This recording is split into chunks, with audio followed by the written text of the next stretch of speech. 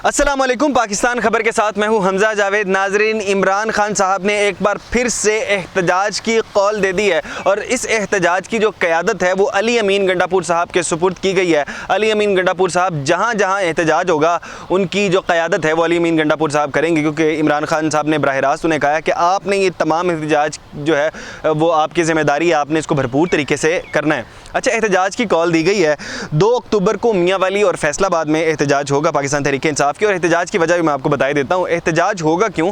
क्योंकि आइनी तरामीम के हवाले से पाकिस्तान तहरीक इंसाफ और इमरान खान साहब दोनों को जो तहफ़्फ़ुज़ात है वो मौजूद हैं। इस वजह से इमरान खान साहब चाहते हैं कि ये एहतजाज हो, और उन्होंने पहले जो लाहौर में एहतजाज किया, लाहौर पिंडी में एहतजाज किया, हमने पिंडी में देखा, लाहौर में जलसा हुआ था, उसके बाद पिंडी में एहतजाज हमने देखा, और उसके बाद इमरान खान साहब ने कहा कि मज़ीद हम इस एहतजाज का जो दायरा कार है उसको मज़ीद बढ़ाएंगे।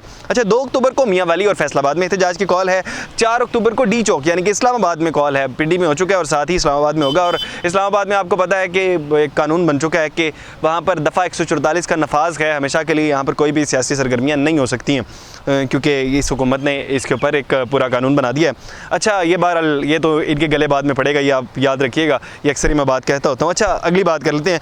5 अक्टूबर को लाहौर मीनार पाकिस्तान में, जब इमरान खान साहब की सालगिरह के मौका पर लाहौर मीनार पाकिस्तान के अंदर जो है वो पाकिस्तान तहरीक इंसाफ अपना एहतजाज रिकॉर्ड करवाएगी। अच्छा, ये था पाकिस्तान तहरीक इंसाफ का मनसूबा जो कि पाकिस्तान तहरीक इंसाफ ने बनाया कि जो है हम एहतजाज करेंगे, और मुसलसल अब ये एहतजाज का दायरा कार बढ़ता रहेगा।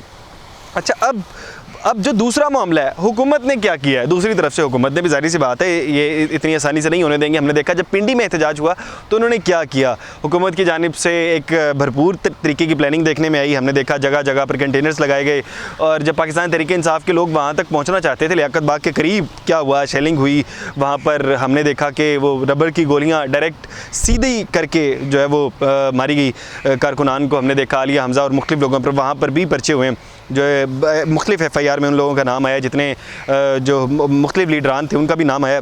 तो इतना आसान नहीं होगा पाकिस्तान तहरीक इंसाफ के लिए एहतजाज। तो अब हुकूमत की अब की प्लानिंग क्या है? हमने पिंडी की प्लानिंग तो सारी की सारी देख ली है। अब की प्लानिंग ये है कि 2 अक्टूबर और 3 अक्टूबर को मियांवाली जो है वो फैसलाबाद के अंदर, क्योंकि 2 अक्टूबर को एहतजाज है तो आर्टिकल 144 का नफाज कर दिया गया है फैसलाबाद में 2 दिन के लिए, 2 अक्टूबर और 3 अक्टूबर को। यानी पर एहतजाज करना बहुत मुश्किल होगा। जो एहतजाज में जाएगा उसके ऊपर भरपूर तरीके से एक्शन लिया जाएगा, और जिस तरह से पहले FIR में नाम आ गए, मुख्तलिफ FIR होंगी, जो लोग भी जाएंगे उन लोगों के लिए मुख्तलिफ, ये ज़ाहिर सी बात है डराने के लिए भी होता है, और उसके बाद में नुकसान भी पहुँचाएंगे। इसके पेश नज़र एहतजाज, ज़ाहिर सी बात है, ज़्यादातर लोग नहीं आएंगे, लोग कम आएंगे। अच्छा, मियांवाली के लिए उन्होंने ज़रा मुख्तलिफ प्लान किया है, क्योंकि मियांवाली जो है वो इमरान खान साहब का आबाई इलाका है, और इमरान खान साहब एक भरपूर अक्सरियत रखते हैं वहाँ पर अपने रिपोर्टर्स की।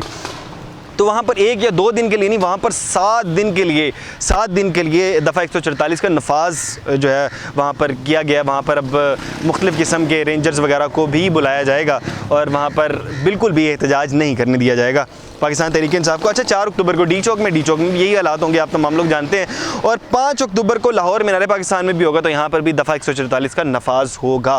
पाकिस्तान तहरीक इंसाफ के लिए बहुत मुश्किलात हैं। इसके बाद पाकिस्तान तहरीक इंसाफ अपना जो एहतजाज वाला मामला है वो ज़्यादा नहीं कर सकेगी, और हुकूमत, ज़ाहिर सी बात है, जिसकी हुकूमत होती है वो बहुत कुछ कर सकती है, तो हुकूमत उनको ये नहीं करने देगी, और ये मामला मज़ीद ख़राब भी हो सकते हैं। अली अमीन गंडापुर साहब के सुपुर्द जो इमरान खान साहब ने ये मामला किया है, मेरा ख्याल है कि हो सकता है कि ये नाकामी की तरफ जाएं। अगर इस तरह वाले मामलात हैं तो आपको ये एहतजाज पोस्टपोन कर देना चाहिए। अच्छा, दूसरी बात अब कर लेते हैं। सुप्रीम कोर्ट के अंदर समाअत जारी थी, तो बड़े अहम कमेंट किया है जो इस वक्त चीफ जस्टिस है, चंद दिन रह गए उनके पास, लेकिन उन्होंने एक अहम कमेंट किया है आर्टिकल 63A वाले मामले पर। उन्होंने क्या लगता है आर्टिकल 63A का जो फैसला है वो तहरीक अदम एतमाद को गैर मौसर बनाने के लिए किया गया।